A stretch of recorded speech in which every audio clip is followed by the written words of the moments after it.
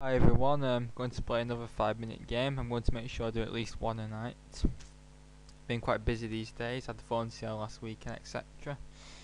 And I'm starting to make some progress on the ICC, because if you look at my early videos, I'm on like 1350 on the 5-minute auto parents, but I've now broken 1600 for the first time tonight, and I've been up to 1609. I just won this last game to go up to 1605. It's a win on time in an unclear position where I'm going to be a piece down, but I'll have 3 pawns including 2 connected passes, but his queen and knight could cause some trouble against my king because queen and knight work together very well. So this would be an unclear position, this. And I think actually black's probably slightly better, so I was quite lucky there. So I'll just play another game and try and get even higher and hopefully not drop below 1600, seeing as anyone below 1600 seems to be rubbish. We got 1563 as black. And I will play e6 like I do against everything. I might go for Queen's Gambit decline this game, I fancy doing. I might actually do that if it goes d4. Yeah, I'm going to actually. Just a little experiment. Oh, it's going to be a Catalan. Just my luck to get the Catalan. Right, how do you play against the Catalan? I don't know any theory at all of the Catalan. It's too much theory. I've even briefly considered playing it. It's knight d7, and then I think you chop on c4. I think that's the main line anyway. He'll castle and I'll chop on c4, and then I think he'll play queen c2, perhaps. I think that's the move. Yeah, and then you chop on c4. God, that's why I don't play this often, because I hate the Catalan. Knight bd2. Now what's the theory? Shall I use castle and give him the pawn back? If I'm going to play c5, that was quite interesting.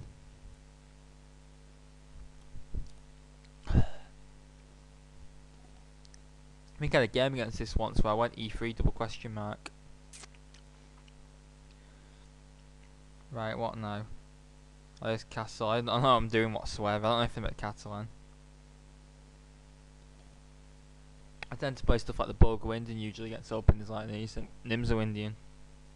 But I just like experimenting. And plus the Catalan is a very common opening these days, like all the super GMs like playing it because it offers white a very good chance of advantage. It's like the Royal Lopez of d4. But there's massive problems with the amount of theory you have to learn. It also can be quite drawish. Knight d5. But if white plays accurate, black gets very few winning chances against it. I think it's quite interesting actually, to be honest. I'm starting to quite like positions with white bishops being shattered on g2, I'll admit. I'm not too keen on playing it though, because it's a bit too much theory and it's too like grandmaster-like and drawish and sterile. And I like imbalanced positions, and the Catalan doesn't really produce many imbalances. I'll take and then play queen c7, I think, which protects my pawn and hits his knight. Can't be anything wrong with that, can there? So if he protects my pawn, I used to take back with queen. Our problem is that in the Queen's Gambit decline you get his bad c8 bishop, and it can be quite hard to activate, and it's hard to activate in this position, I must admit. Now I'm quite tempted for c4, but I don't see what it really does, and my queens can be a bit exposed on the c file. I'm going to get rid of this pawn, I think, but I've opened the ceiling up for his rook, which isn't great, so maybe that was an inaccuracy. And he's got typical Catalan pressure now with a nagging edge. It's none of them awful positions I like to avoid, where you get slowly suffocated. Now I want to lash out of f5, but that leaves e6 on pre, and I lose a rook as well. e5 allows knight f5. I think I'll just play knight f6 and try and neutralise his pressure. That's what you do a lot against the Catalan. Try and equalise. But if white plays correctly, it is very tough to equalise, if not impossible.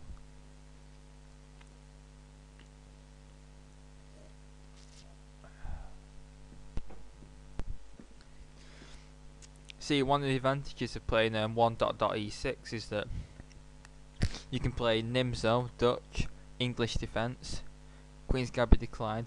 The possibilities are endless. Like that recycling advert ad when it went, the possibilities are endless. Right, I take with knight obviously, because I'm not going to be hacking in this position, because that one advantage of the Catalan as well is that you don't really get hacked, because the bishop is, bishop is like making the king like really strong. Well, I don't like this position at all, to be honest. I don't see I'm getting this bishop into the game. because I can't move it to d7, which would be really nice if he didn't drop b7. I can't play b6 and bishop b7 because his bishop's on it.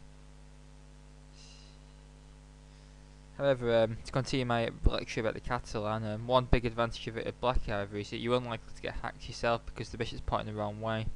Now knight d5 looks good blocking the diagonal and bringing the knight to a nice central square, so I will do that. And now I can play bishop d7 if I want. So I'll play bishop d7 maybe and try and activate his bar. I stopped at queen b3. I'm still dropping b7 and I can't try and sacrifice it to win b2 because my d7 bishop hangs when he takes on b7. But I think I can play rook b8 now. Yeah, I'll play rook b8. And now a positional blunder for him will be bishop takes d5 because although it gives me an isolated pawn, I made this blunder myself in one of my rare outings with it, just giving up the it said that I showed no respect for the Catalan bishop because that g2 bishop is probably the most important piece from White's point of view. So it's giving that up for a knight is 9 times out of 100 a blunder. You should only do it if you're going to win like a queen, or if you're going to win the exchange you probably shouldn't do it. It's only if you're going to win like a whole rook or a queen or checkmate or something, which rarely is correct. No way! Did you not hear what I just said? You do not give up the Catalan bishop. It may give you an IQP, but you see, look, he might, even if he's going to win these d5, his light square is going to be hopelessly weak. This is just brilliant. This is like a dream. It's like an ideal Tarrasch position. And now, in fact, I can even play bishop e6 and support it, as far as I'm aware.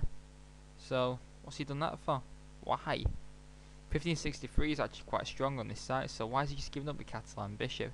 That is showing a complete misunderstanding of the position. If he takes an e6, I'll just play f takes, strengthen my pawn centre, open up the f file for rook. Why has he done that? It's just, I'd give that a triple question mark. It's just a horrific positional blunder. God, if I do not win this now, I'm going to be kicking myself that hard. I'll be bleeding everywhere. Right, so I've got a simple plan of bishop h3 and maybe queen e4. This is just a terrible position for white, this. To be honest, he probably should have got rid of my bishop, to be honest, because this bishop is going to kill him now if he like. So bishop h3. Well, in fact, not yet, because I'm going to drop d5. I need to play maybe queen e4 first. Try and provoke some weaknesses. But I have left c7 unguarded, which is a potential infiltration point. But we'll still my bishop off. So now I've got my f file and a strengthened pawn centre. As long as even if I lose a couple of pawns on queen side, this doesn't know enough to give that bishop up for. There's only one she went it back by severely compromising his position. And now I'll play queen f3 and tie one of his rooks down to f1 or his queen or something. Probably play queen c2. Queen c2 doesn't look bad for him actually. Maybe I've overestimated this position, but just giving that bishop up is just absolutely terrible. I mean, what's he achieved out of it? Now I've got a stronger centre. I need to be careful of queen c3 though, but I can always answer it maybe with queen f6. Let's match this centre with e5 double exclamation mark. So queen c3, well it's not even on now because the pawn's blocking it off. So this isn't a bad position. Rook c8 I don't think there's anything to be too worried of. He's going defensive now, stopping me advancing further, which is annoying, I'll admit. e4 is bad, so maybe h5, h4, but because I can hack now the bishop's gone, because you can start hacking when that g2 bishop leaves the board. I'm tempted to challenge his rook, perhaps. I need to think of something quickly, or I'm going to get involved in a time scramble. Maybe I should sacrifice b7 to get his pawn rolling. In fact, I'm going to do that just to stir up some trouble and create a time scramble. So if he takes some b7, I'm going to go d4 and get his pawn rolling and cause some trouble. It's probably completely unsound, but I had to think of something in time. It's going to get him thinking. I mean, I spent full 35 seconds on that move. It's probably not even good. It's got him thinking. He needs to know what's going to take him. He can easily take on b7 actually, because he can just go rook c7. He can brings up rook and hack me up on g7. So I've just actually completely blundered, but he's completely bottled it in the time. Always took there. I'm going to take there, and now I'm just get the first check in, and I'm just a pawn behind for nothing. That is kind of ended badly. Oh god. Right, let's try and win the pawn back. Oh, I've dropped a7 as well. This is terrible. I'm gonna win on time. I'm gonna flag him. What's he actually threatening? Second b2. Queen's come off. And now we're in probably drawn endgame. Queenside pawn majority versus kingside majority, but it's a rook endgame, so it's probably going to be drawn. I need activity fast. I have an open d file. Obviously, allow this rook into the 7th. Completely missed that. Oh, me too. Oh no, I've got a really passive rook. This is dreadful. Well, we're on time anyway, I think. He's advanced these pawns. Stop me. Oh, he's blundered a pawn.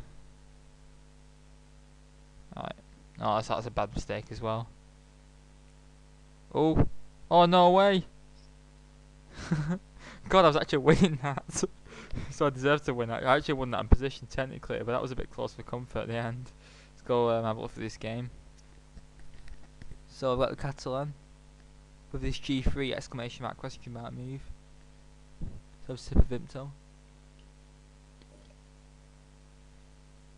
And then I played the main line, which is the only line I know. Not sure if this is all theory or not. I don't think that is.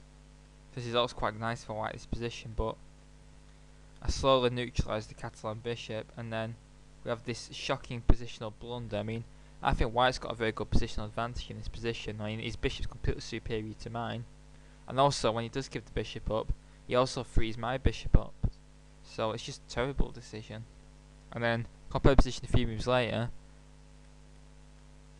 This is at least equal, if not better, for black, and that position before was terrible for black, I think. I mean, if you think different, put it in the comments box, but I think that was almost positioning I lost in move 17. And then, amazingly enough, I used probably blunder a few times. Blunders everywhere. I had to just go back. I had to go rook. Well, I could have gone rook f7, but after you can force king and pawn again if you want. So I'm not. And his king's a little bit close to action in mine, but I think it'd be a draw. That.